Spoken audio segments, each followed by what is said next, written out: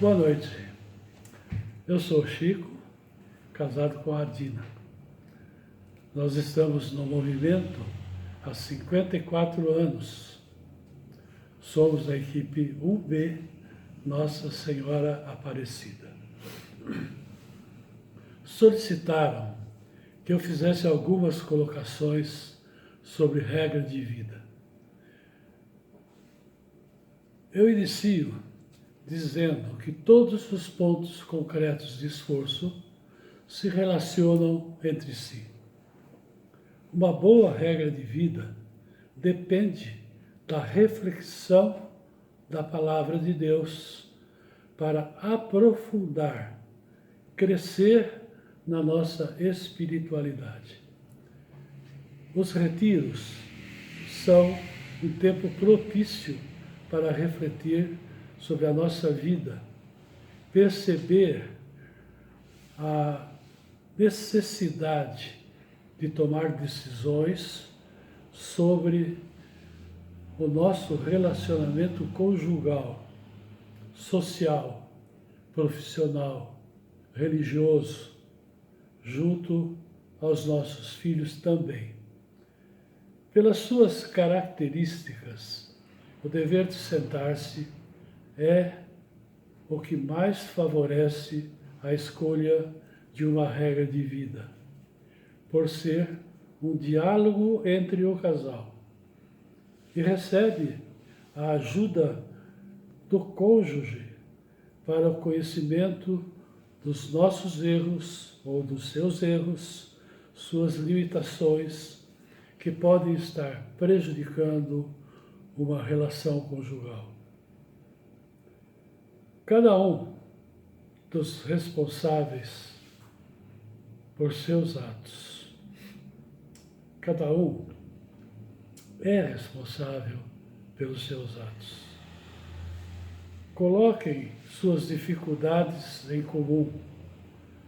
Abram seus corações para que, de acordo com suas limitações, possam estabelecer uma regra de vida que ajuda um melhor relacionamento do casal. A regra de vida objetiva nos leva ao conhecimento pessoal de nossas limitações e qualidades. Mas é preciso querer se transformar, aderir a uma nova mentalidade para discernir qual a vontade de Deus ao nosso respeito, ao seu respeito, para tanto no campo espiritual como no campo material e social. Mas deve ser uma tomada de decisão repentina. Repito, não deve ser uma tomada de decisão repentina. É preciso aprofundar a reflexão sobre nós mesmos, escolher um aspecto que venha ao encontro de suas necessidades, de nossas necessidades. Quando você se sentir seguro, seguro sobre a sua escolha, mude para outra regra de vida. Não se preocupe se demorar. A regra de vida não tem uma previsão de tempo. Em um dos retiros que participei, eu me propus a parar de fumar. Não foi fácil. Demorou alguns anos para conseguir, mas há 25 anos que eu não fumo. Pode parecer que a regra de vida é um meio de aperfeiçoamento simples, sem muita responsabilidade, mas estamos respondendo pela nossa escolha ao amor de Deus e a viver um amor pessoal por Jesus Cristo. As novas equipes que estão iniciando a vivência dos pontos concretos de esforço devem iniciar com uma regra de vida muito simples, que não seja muito exigente. Busquem a vontade de Deus e estarão respondendo ao seu amor. O Papa João XXIII, falando às equipes de Nossa Senhora, nos diz: todos os casais conhecem com certeza as tentações e privações da nossa existência. Para fazer frente a esses riscos e apoiar o nosso esforço, encontramos nas equipes uma ajuda preciosa para aprofundar as exigências da vida espiritual. O Papa se refere à equipe como um todo, mas a regra de vida não deixa de ser um dos principais instrumentos que, pela determinação de nossos esforços, nos ajuda a corresponder à vontade de Deus. Em nossos objetivos espirituais, mas também no nosso relacionamento como casal. É um poderoso meio de conversão. Eu posso afirmar por experiência própria. Quando solteiro, vivia de modo irresponsável. Passei por vários empregos, mas não parei em nenhum. Matriculei-me no colegial, mas não frequentava as aulas. Saía com um grupo de amigos que, como eu, não assumiram compromissos. Mesmo casado, não mudei minha maneira de ser. Sempre tinha um pretexto para sair à noite. Desde o primeiro encontro com a Dina, no entanto, eu senti que a amava e, refletindo sobre o meu comportamento, concluí que eu não estava sendo justo com ela. Precisava melhorar. Por obra de Deus, um grande acontecimento surgiu em nossas vidas. Entramos para as equipes de Nossa Senhora e uma grande transformação ocorreu em nós como pessoas e como casal. Levamos muito a sério nossa participação. Nossas orações passaram a ser frequentes. Assistíamos à missa regularmente e vivenciamos os pontos concretos de esforço. Mas foi o dever de sentar-se que realmente nos conhecemos em profundidade, revelando nossas verdades e propondo soluções através da regra de vida.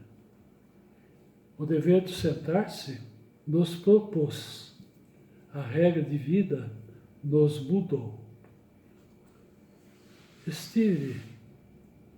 Eu tive a oportunidade de manifestar o meu amor a ela através das minhas ações, não mais palavras, muitas vezes vazias. Estamos casados há quase 60 anos e somos muito felizes porque nos amamos e Cristo faz parte de nossas vidas. Quão importante foi para nós a regra de vida que nos levou a conhecer nossas fraquezas e superá-las com a ajuda do cônjuge, da palavra de Deus e, em determinados momentos, pela nossa equipe e seus testemunhos. Já há alguns anos, adotamos uma regra de vida como casal. Fazemos a reflexão da palavra e oração individualmente pela manhã. À tarde, como casal, retomamos a palavra e as orações. Isso está sendo muito bom. Fortalece nossa espiritualidade e o amor que nos une como casal e com Cristo. Para terminar, deixo alguns aspectos para uma boa regra de vida. Em primeiro lugar, a regra de vida deve estar direcionada à pessoa que a deseja. No caso, se eu quero fazer uma regra de vida, ela está direcionada àquilo que eu desejo. Também está direcionada ao próximo e a Deus. Ela pode ser individual ou uma regra de vida para o casal. Deve-se fazer exames periódicos de consciência. Não desencorajar. Só mudar a regra de vida se realmente não conseguir vivenciar. Optar então por uma nova regra de vida, talvez menos exigente, mas que busque uma relação com a anterior. Uma regra de vida deve nos proporcionar crescer no amor e no conhecimento de Deus, modelar nosso caráter e nossa vontade, ultrapassar nossas deficiências, manter o nosso crescimento, encontrar a paz, crescer no amor pelos outros. Eu espero tê-los motivados a fazer uma boa regra de vida, mas procurem aprofundar-se lendo o livro A Regra de Vida. Este livrinho que fala tudo sobre a regra de vida. Se tiverem dificuldade em encontrar esse livro sobre a regra de vida, solicitem ao setor. Eu agradeço a atenção de vocês e desejo que vocês consigam vivenciar realmente a regra de vida para que ela atinja todos os seus objetivos. Boa noite. A regra de vida é um ponto concreto de esforço que, com certeza, quando o Padre Cafarel introduz os PCS, e entre eles esta a regra de vida, certamente sua intenção seria associar as duas palavras, regra e vida. Uma não pode surtir efeito se não tiver entreligada com a outra. E diria mais que, se não colocarmos vida na regra, a regra por si só não traz nenhuma iluminação, nenhuma determinação e não nos mostra uma diretriz. Então, dar um passo além. Isso está no prefácio do livrinho A Regra de Vida que nós estudamos e que nos traz várias informações importantes. Hoje, mais do que nunca, inúmeros casais se sentem inseguros e procuram encontrar e estabelecer um equilíbrio, um sentido para o seu amor conjugal. Há um anseio, um desejo de viver, de existir. A ideia é que o mundo passa de existência vai se tornando muito individualista e apresenta qualquer coisa que possa substituir esse desejo, esse anseio de viver e de existir. Pelos santos evangelhos, e assim aprender com os ensinamentos que Jesus traz, serão nós, então, os portadores de vida e adquire uma força suficiente capaz de dar testemunho a outros casais, sobretudo o que temos recebido do movimento das equipes de Nossa Senhora. A regra de vida tem por objetivo fazer com que cada um, cada casal e até cada equipe não relaxe, não caia na mesmice, mas tenha sua vida regrada e, no nosso caso, o que regra a nossa espiritualidade, nosso carisma, são os pontos concretos de esforço. Pois os pontos concretos de esforço, têm o intuito de nos ajudar a crescermos espiritualmente e humanamente. Por isso que ao longo desse ano, vimos cada um deles e trouxeram para nós reflexões importantes sobre o que eles significam e o que eles querem representar na nossa vida. É preciso ser antes de fazer. Primeiro, se conforme ao apelo que o amor de Deus nos pede.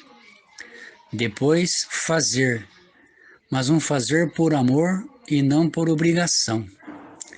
É importante que cada regra estabelecida, ela seja objetiva, discreta e, o mais importante, que seja acessível. Isto é, que eu possa fazer. Nunca se propor algo que seja fora do meu alcance, pois seria muito difícil assimilar a regra e aplicá-la na minha vida quando ela é difícil. Por isso, meus queridos casais, irmãos equipistas, é importante que comecemos aos poucos, que comecemos estabelecendo uma regra por vez. No livrinho que estudamos sobre a regra de vida, ele nos coloca alguns exemplos que seria muito interessante recordar para que a gente possa entender um pouquinho como fazer ou como estabelecer algumas regras de vida. Por exemplo, no aspecto espiritual, as dificuldades de encontrar tempo para fazer oração. Então é preciso uma decisão para ser mais disponível aos apelos do Senhor quando Ele nos pede para que a oração seja fonte de vida para nós. Então, a levantar-se uns 15 minutos mais cedo para fazer orações em melhores condições, estabelecer um lugar, preparar um ambiente, adequar então aquele momento para o encontro com o Senhor através da oração. Na nossa formação espiritual, por exemplo, a gente encontra muita dificuldade, às vezes, de compreender os textos da Bíblia e interpretá-los corretamente. Por isso, então, uma direção importante seria melhorar os nossos próprios conhecimentos religiosos. Como é que a gente faz isso? A gente faz isso através de um estudo, de um conhecimento, de um curso bíblico, de encontros bíblicos que a gente tem à disposição. Então, assumir como obrigação a leitura dos comentários sobre evangelhos escritos na base da página. Comunicar ao esposo e aos filhos essas descobertas feitas quando percebemos que ela traz uma novidade para a nossa vida espiritual.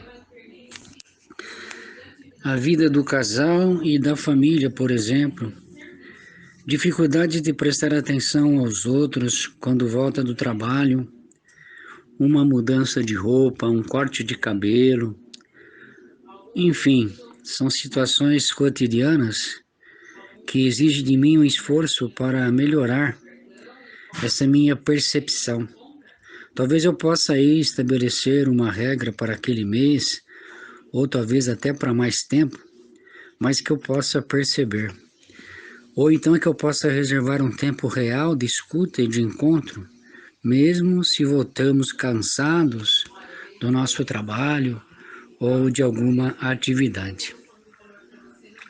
Em relação à vida de equipe, por exemplo, a ausência de verdadeiros contatos com os outros da equipe, isso também traz dificuldade no nosso relacionamento. E aí, estabelecer uma regra de vida que possa melhorar a minha comunicação, a comunicação entre os casais. Melhorar o senso de pertença ao movimento também, quando a equipe junto se propõe a fazer uma atividade pastoral.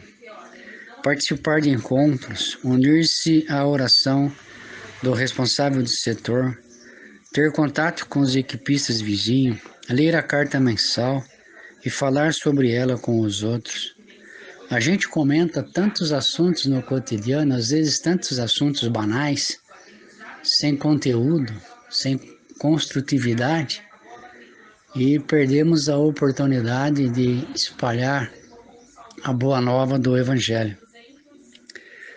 Na vida profissional, por exemplo, as dificuldades que encontramos em aprofundar o nosso relacionamento com os colegas de trabalho, aniquilar o espírito de disputa, mas pôr em prática o espírito de colaboração, de solidariedade, encontrar os outros considerando-os como pessoa e não apenas como objeto de trabalho ou objeto construtivo. O outro só me é útil quando ele produz. Não, ele é pessoa.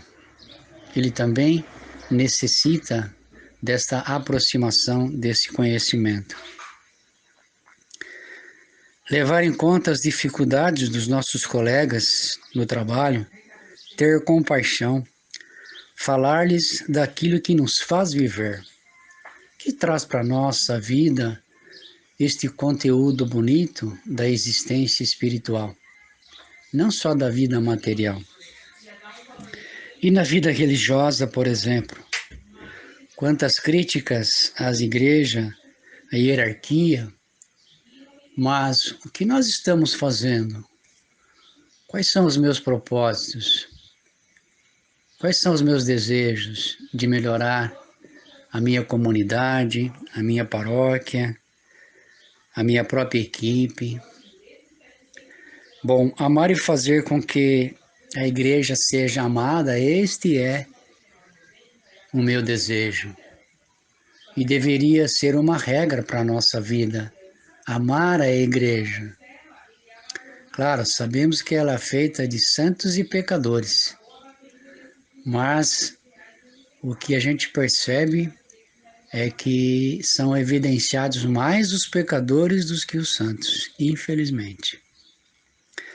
Ler e pedir explicação sobre os ensinamentos da igreja, sobre a doutrina social da igreja, momento importante, formação importante para a nossa vida, tanto espiritual como social. Dar o melhor acolhimento aos padres e religiosos, àquelas pessoas que dedicam as suas vidas na evangelização, na missionaridade, aqueles que deixam sua terra, sua casa, sua família, sua pátria, para ir além fronteiras, levar a boa nova do Evangelho. O que nós temos feito por eles? Será que pelo menos a gente se lembra de orarmos para que a sua missão seja realizada com sucesso, para que Jesus seja conhecido, seja amado, respeitado por aquelas pessoas nas quais a missão é destinada? Enfim, então, alguns exemplos de regras de vida que a gente pode aplicar na nossa experiência cotidiana, na nossa experiência mensal e até anual, né? Então, que nós possamos aproveitar bem esses momentos em que o movimento oferece para a gente essas noites de formação, para que a gente possa ir assimilando melhor. Aqui, junto com a equipe 1B, são casais pioneiros aqui da região de Jundiaí, que trouxeram tantas experiências significativas para o nosso movimento e hoje continuam aí batalhando, trabalhando, testemunhando as alegrias de pertença às equipes de Nossa Senhora.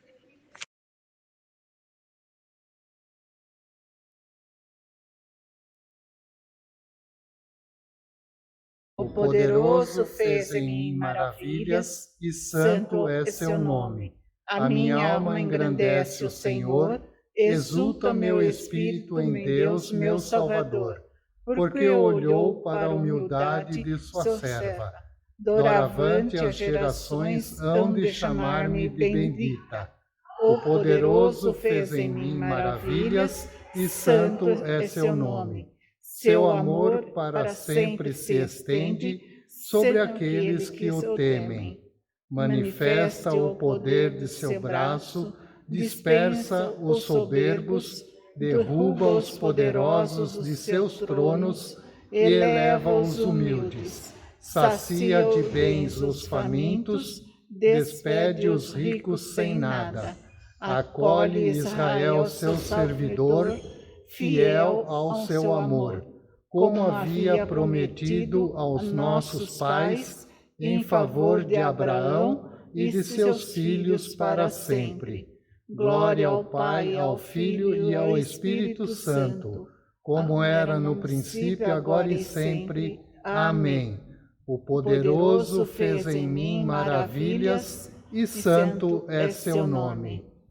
Boa noite a todos, fique com Deus e em paz. Amém.